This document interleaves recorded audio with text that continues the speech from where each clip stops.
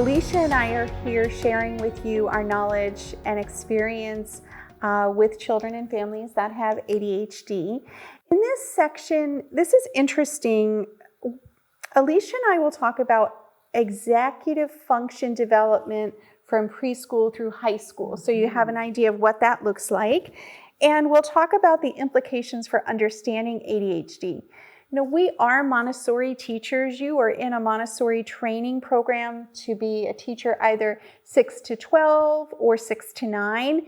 And so we are sharing with you the knowledge of being in a Montessori classroom, teaching teachers, showing them how to modify lessons, helping them understand the brain of the ADHD child. And Alicia brings in this great powerhouse of information about brain development. And I think as educators, we have to understand what's normal, right?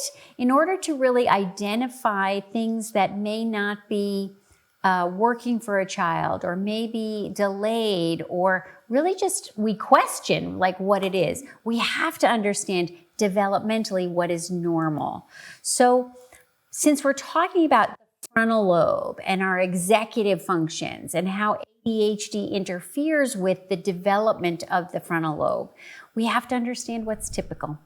And there is a normal developmental curve of things like being able to hold on to more information, being able to sustain focus for longer periods of time, being able to inhibit impulses so that we can learn how to play and collaborate with our friends. And then also being able to manage our materials at different ages and make decisions about what works we need to do first, or how much time something is going to take.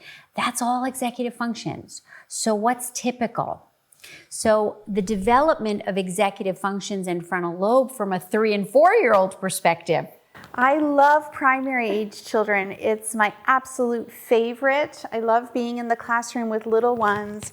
But a typical child, the development of their, we'll call it EF, their executive function, that they live in the moment. They're learning to delay gratification for a few minutes to attain a goal.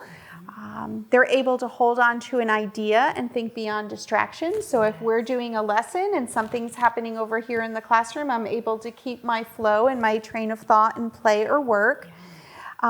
Typically, children are impulsive, but they are able to organize their play and get along socially. Their language development helps them to begin to think and plan. So if we would like to have snack together in the classroom, can you put your work away and I'll put my work away, and we'll meet at the snack table in 2 minutes, being able to think of what's coming next. And then the whole concept of time, you know, we as adults, our time horizon, like how far in advance we can think of in time, is much farther than a 3 and 4-year-old. A 3 and 4-year-old's time horizon, how far they can see into the future and feel time, is only about 20 minutes. Yes. So, you know, mom and dad drop me off and I'm like, oh, when is mom and dad coming back? Well, I'm going to keep asking that because I don't understand 6 hours. Yes. And I like the idea of a time horizon. Oftentimes in a primary Montessori classroom, we might have pictures of what the day is like, what the schedule is. So just the pictures of what would be happening so they can look at the picture and understand, oh, that's coming next. Yes. Oh, that's coming next. Yes, so important. So then we move on to the development of EF for school-age children, which is kindergarten through 2nd graders. So they're still focused on the here and now, but they are having more flexibility in solving problems. So if we're working together and you're talking too loud, I'm able to say, please be quiet. If you're on my work, I'm able to say, step away. You're able to think about flexibility. You can plan and organize. You can self-monitor. You become more efficient to complete tasks. Your working memory develops as well, so you can follow 2, 3, 4-step directions. Can you please get your math material, come to the group time, and please bring your pencil, right? So I'm able to hold on to that and bring to the small group time what I need. Your emotional regulation improves. You're able to assist others with socializing. Oh, can I help with this? It looks like you're not getting along. And you're playing interactively, peacefully. There isn't a lot of turbulence, typically. So that is just kind of natural, normal, typical development. And then again, your time horizon expands from kindergarten through second grade, where now you can understand and feel what maybe several hours looks like, you know. But if they have a research project, that's days. That's right. So they don't have that perspective yet, that ability to see days in advance. And that's important for educators too, to understand too, is if they have things that they have to take home, but you've told them in the morning about it, that's gone. That whole perspective of the morning has passed, and they may not remember later on what to do, which is why teachers in that primary classroom and the lower elementary classroom, they're constantly giving children reminders. Now make sure you have this, make sure you have that. I know we talked about this, but what are you going to do when you get home? That kind of thing. Yes. And a lot of role modeling as well. Yes, absolutely. Great. So then when a child gets to that maybe upper elementary, 3 through 5 or 6th grade, now they're more complex. Now their frontal lobes are really starting to show some major development, and they're able to better organize their materials. They're better able to plan and self-monitor that they've completed things or they haven't completed things.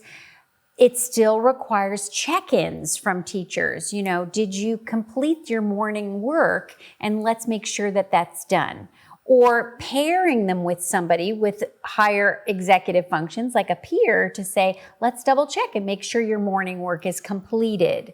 And then also inhibiting your wants and needs. So if all of the students want to play volleyball or soccer, but you really want to be over, you know, picking flowers or drawing, you can make that decision. What's more important to me? Versus someone at a younger age would be like, well, they don't like me. They're not playing with me. Now they can start to kind of figure out what is good for them in different social demands. And their time horizon expands again. So now they're 8 to 12 hours out. But even that, sometimes teachers will come to me and say, well, why? I gave them a book project a week ago, and why are they, you know, not doing it? Well, that's a long time away, and they don't have that perspective of how long that's going to take them. And to be able to break that down each day, they're going to need some help with. Then you have middle schoolers, which are so fun. So 6th through 8th grade middle schoolers, especially in a Montessori environment, they're awesome because they've been hopefully trained since they were 3, so they may look a little different than maybe a public school student, where they are able to now hold on to multiple things and to be able to organize their own projects and skills and tasks. And they pull in a lot more like, well, we're going to start a business in middle school. And other things that they do in middle school where now they're able to carry out long-term projects and with a goal in mind, a distant goal, because now their time horizon is 2 to 3 days out. So that time horizon is important because that's going to give you a benchmark for what children should be able to do, and you'll be able to say, I have this 3rd grader who isn't a normal, a typical developmental. Yes. Okay, Yes. I understand that now. Right. So if you have a 12-year-old who might be in the 7th grade, 6th, 7th grade, well, if there's a 30% delay, then they're 9. So instead of their 2 to 3 day time horizon, well, they're only about a day or 2 ahead. And so that's really important as you understand normal, typical development, because then you go into high school, and in high school, again, our frontal lobes go through massive growth in middle school and high school. Now they're really able to do a lot more planning over the course of time. Again, 2 to 3 days out, they're able to regulate emotions better. They're able to delay gratification so that they can do something to accomplish a goal before they're able to go on and do something that they want to do that's intrinsically motivating. And they can shift a lot more flexibly from task to task. So our frontal lobe development is the soft skills of school, or the soft skills of a job, or the soft skills of being in an environment. And you hear that a lot, the development of soft skills. So that makes sense. So can you talk a little bit about the behaviors associated with deficits in executive function? Yes, absolutely. I think the biggest thing is there's this, what I hear people talk about is there's a time blindness. You know, when we talk about time horizons, that everything oh, I have time for that. They're procrastinators. No worries, I don't have to worry about that. Oh, that'll take me 5 minutes. Also, the other side of the coin, if you give them a paper to do, their time blindness may say, oh my gosh, that's gonna take me hours to do that, when it might take them 5 minutes. So I think the concept of time is really crucial, and how executive functions help us do that. But when you have executive function deficits, you may be slower in retrieval. You may have difficulties accessing knowledge because our frontal lobes may be saying, oh, I learned that yesterday, but I can't find it in my long-term memory files because they're all mixed up. So they may be very concrete in their thinking. They may need a lot more routines. They may need a lot more reminders because they have difficulty transitioning and thinking flexibly. And they also may have difficulty initiating and monitoring their performance. So they may just be sitting there, and not know that, oh, everybody's working and I'm not. Or self-monitoring accuracy. They may do the opposite and blow through a task and everything's wrong. And then they have to come back and redo it again. No, that makes sense. They also may have difficulty regulating their emotions. So when is it a big deal that you dropped your pencil, or is that just a little deal? And regulating how traumatic that might be. Or someone so-and-so took my spot at the table. And so they may have a big reaction because their frontal lobe may not be able to say, you know what, I can just ask them to, shift over a little bit. And then organizing and planning and holding on to a lot of information can be difficult for somebody who has an executive function deficit. So they may have poor judgment. They may jump into something that they don't necessarily shouldn't be doing. They may missteps along the way because they haven't held on to it all. So do all children with ADHD have executive function deficits? More, I would never say all, but more times than not, because they're both frontal lobe functions. Yes. Attention, impulse control, hyperactivity, all of those things happen in your frontal lobe. So when you have a frontal lobe condition like ADHD, you also have executive function issues. Okay. So some conditions that influence the development of EF, there's a couple here. Absolutely. So we just talked about ADHD. Yeah. But what individuals also need to know is there's other conditions that can also interfere with frontal lobes. Trauma, grief, learning disabilities. If a child is not sleeping, we mentioned sleep. Yes. So if you're not sleeping well, then your frontal lobes are going to not be at its optimal level. And then any kind of stress. So it's not just ADHD that it can interfere with frontal lobe functions and executive functions. It's other things. And as a teacher, and an educator, we really have to understand what's happening in that child's world at that moment in time that could also interfere with that. So the sleep component can't be underscored enough in the sense that that's where Alicia and I start lots of times when we're spending time with families. We'll ask, is Mary sleeping? What are her sleep patterns like? It's very interesting because your behavior could be very off due to lack of sleep or very lethargic due to too much sleep. Yes, so the sleep is absolutely. an important piece of it. And there are children that we evaluate who come in for an assessment for ADHD, and we find that they're not sleeping. They have a sleep disorder. Yes. They don't have ADHD. Right. And so if you give a child medication, a stimulant medication to address ADHD, it's actually counterproductive if they have a sleep disorder. So it's really important for good diagnostic assessments to rule out these other things because the intervention may be very different. Okay.